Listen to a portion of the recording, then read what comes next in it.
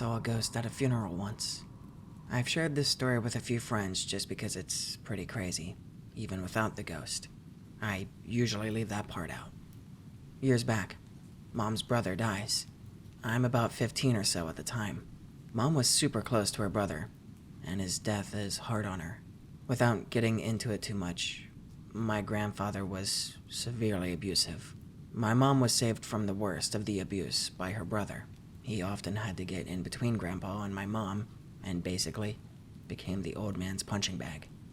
I remember Uncle always walked with a limp too, and the story was that my grandpa had beat him with an iron bar and shattered his hip or his leg or something. Anyway, we're at the funeral. It's the only funeral I've been to where I actually watched him lower the casket into the grave. Mom is crying, of course. I'm there with a small gathering, just my dad and grandma and a few cousins. As the grave is lowered, my mom flips out, starts wailing like a banshee and screaming shit like, no, don't go. It was really sudden, and she almost fell into the fucking grave. My dad and cousins have to literally hold her back, and there was a huge scuffle because she was fighting and screaming so bad. Now, I'd never seen my mom act like that before. She always had anger issues while I was growing up, but I'd never seen her show any sort of weakness at all, so I kind of froze out of shock, I guess. So, picture everyone struggling with my mom while I stand there in the background, like a fucking useless fence post. And then I see something out of the corner of my eye. Fuck. Remembering this just gave me chills still. I turn, and I see what looks like a heat wave, like over a fire, except it's cloudy white and has a human shape to it. I see this form move towards the struggle, and then my mom stops screaming and drops to her knees, and the struggle stops. Mom is still crying, but everything calms down enough so that they can finish the burial. Years after this happened, my mom and I had a conversation that, basically, confirmed that I'd seen the ghost of my uncle. Fast forward a few years. I tell my mom about what I saw at the funeral. She cries. For the first time, she tells me about her childhood. I don't want to get into it all, but apparently, my mom felt a lot of guilt growing up. Said she blamed herself for the abuse that her brother endured. Thought it was her fault for being weak and etc. But at the funeral, the reason that she stopped struggling and freaking out was because she felt a presence with her, and she saw an image in her mind of her brother at peace. She was able to let him go, then and there. This is actually what made me a believer in the paranormal. I remember after that I spent hours and hours scouring ghost footage, most of which is 100% bullshit, just to find something similar to what I'd seen. But I never did. Okay, so I'm in the mountains in Oregon, very remote. Hadn't seen a car or a soul for hours. One road in, one road out, 50 miles from any town, just pure wilderness. I park at this pull-off. I go to this creek to do some fishing, beer drinking, and gold panning. Did a little research on my quest for gold, and that's how I ended up in this area. I'm fishing about 2 beers deep, and I hear a woman scream for help. Mind you, I ain't seen a person like all day. I look up. I see her on the other side of the creek, wearing fucking rags, dirty as shit. Looks like she'd been out there for months, or maybe years. Initially, I thought, yep, this is a missing person or a lost hiker. Adrenaline kicks in. Very shallow and passable creek that I go to cross. Anon is gonna save the day. And then, my gut just tells me that something is off, and I stop dead in my tracks. I yell back, I've got my car just up this hill. Let's get you out of here. She stares back blankly. No response. Doesn't seem happy to see another human. Not overjoyed to be rescued. Nothing. Zero response. Literally just staring back blankly. I yell again. Do you need a ride back to town? Still no response. Just blankly staring. Looking right through me. I fucking look behind me thinking she's seeing something, but nope. Nothing there. Just my car up the hill. She screams again. And yet again. I can get you to town. You need to come this way. Can you cross? Are you injured? Super shallow creek, like knee deep at most, with very slow moving water. But still, nothing. Just keeps staring. And now, I'm creeped the fuck out. I yell again. Hello? If you need help, I can get you back to town. While I'm signaling with my hands to come here towards safety. And, dude, out of nowhere, she just turns around and sprints off deeper into the woods. I pack my shit and I fucking leave as fast as I can. That person didn't need help. Rescue was 10 yards away, and they never even responded to anything that I was saying. There's a good chance that she was trying to rob me or lead me to my death. After some research, I found that there are multiple reports of this sort of thing happening in the wilderness. A glowing orb or a feral human or anything, really, just trying to provoke you to chase it deeper into the forest, only for you to go missing yourself. Military contractors are trafficking people via UFOs. Marines in Indonesian forest see unidentifiable contractors loading containers onto UFO. UFO is circular octagon shape with lights on each curved edge. Vanta black UFO hovering 40 meters above ground with a monotone humming, slowly rotating clockwise. Multiple trucks with containers thought to be drugs, actually exposed to be people. Contractors scanned the Marines with handheld bioscanners that look like today's phones. But this was in 2009. Contractors threatened to kill the Marines. Hovers above the tree line and shoots left at thousands of miles per hour, creating a black blur. Leaves trees undisturbed. This was on the coastline, so it probably went underwater. Marine encounters someone official that threatens him with imprisonment and says he could be killed.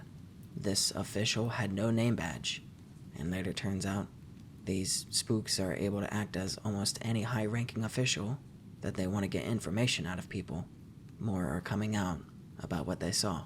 Government is flying Blackhawks over Marine's house. Why is the American government trafficking people in UFOs? Are they giving these people to aliens? Are they selling them the same way they sell drugs and guns? The UFO is probably man-made, but obviously reverse engineered from technology that we don't have. What's their goal? I had a visceral dream in 2020, trying to escape city. Don't know why I'm there to begin with. Friend is with me. Break into building looking for car keys.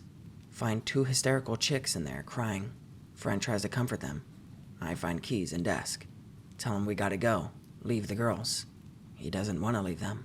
A being walks in, dressed like a queen from something. One girl runs over to it. It was an idol of hers or something, and the thing just bites her neck. I stab it with a letter opener. Its skin dissolves. Ugly, dark gray/brown humanoid entity underneath. Me and friend flee, leaving girls. Click unlock to find car. Get in car. Crazy sky battle happening overhead. Alien beings don't have weapons on ship. They just fly really fast and slam jets. People were aiding the aliens in rounding up non-compliant people. Piles of corpses of the non-compliant in streets. Someone pops tire of car that we're borrowing. Tries to get us out. Floor it into a field with a flat tire. And wake up. It was a wild dream. It stays with me. Poltergeist made me lose a game of Fortnite. I was in high school at the time, and I was left alone at home because my mom had to take a business trip the next town over. Like any high school kid, I decided to stay up and play video games. At the time, I was really into Fortnite. I started playing and kinda lost track of time. Eventually, my head started to hurt from having headphones on all the time, so I decided to put it on my neck, and I increased the volume, and that's when I heard it. For context, my mom was very specific about what type of mug we use. It was this big glass mug with an iron lid. I always fucking hated it because it would make this loud, stupid noise whenever it moved, even a bit, or when I put it down after drinking it. Anyway, so I was playing Fortnite and I was focusing. If I remember right, I was in like top 5 or something, when I started hearing the lid move on its own, lightly, but it was really loud and annoying. I tried to ignore it and focus on the game, scouting for potential threats, but the lid kept scraping on and on. Eventually, I completely lost my focus, and I lost a 1v1. I was so pissed off I got out of my room, grabbed the lid, and proceeded to bang it on the mug, the table, the floor, and the wall. And yes, it was in that order. I angrily walked back to my room when I heard the sound of a loud clanging sound. I opened my door again to see that the lid was flung across the room and the mug was knocked over. Like this lid didn't fall over and roll. It was quite literally thrown to the entrance door. I was too pissed off to be scared, and I proceeded to yell profanity and slurs at whatever malevolent being was in the room with me. And then I went back and played Fortnite again. Fucking stupid piece of shit poltergeist. Stop hating schizos. In my head, I usually hear 1 to 2 male voices and 1 to 2 female voices. These voices can see everything that I imagine. These voices respond to my very thoughts. Every word I think is known to them.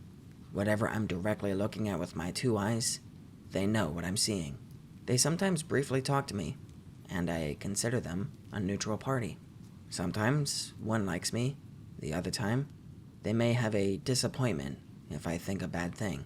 When I think about people in my church, or if I just leave someone's presence, I can sometimes, seemingly, telepathically communicate with them, where I connect with them, hearing their voice. These voices are within my inner ear, per se, within my mind, not externally. They hear my inner dialogue. They see what I see with my inner eye. Sometimes, it seems, I can communicate with the people or entities that I dream about in my microcosm. The kingdom of heaven is within us, so heavenly hosts and people who have crossed over have access to me, and me to them, for I am open to the kingdom, which messages me that I see God through the inward of man, as Apostle Paul. Also, since not only the kingdom of heaven is within, but all that is, such as the universe, even earth, I deem if I think about a person hard enough, I can connect to them from the inner earth within my brain, which does in fact contain miniature versions of all people upon the world. All angels, even to say Archangel Michael, my defender, is within me. I have theorized these voices I hear are sometimes spirit orbs, like on Ghost Adventures, that can fly into the temple of my body and enter my hollow chamber within my brain. I have also theorized that, within my brain, these inner voices are just outer government surveillance teams with their new and secret technologies.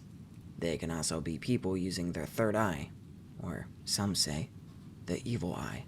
Unlike some schizophrenics, I'm sane about what I deem in my abilities, and I actually don't see any of the voices that I hear as being mentally ill, and sometimes I even hear Jesus Christ, but I've also heard Satan. The reality I live is real, and sadly, I cannot tell my doctors these things, for I fear they may switch my already forced medical injection, and I may lose my special abilities. I smoke cannabis to reverse the effects of the injection, and I feel cannabis keeps my mind open to that which they might want to close.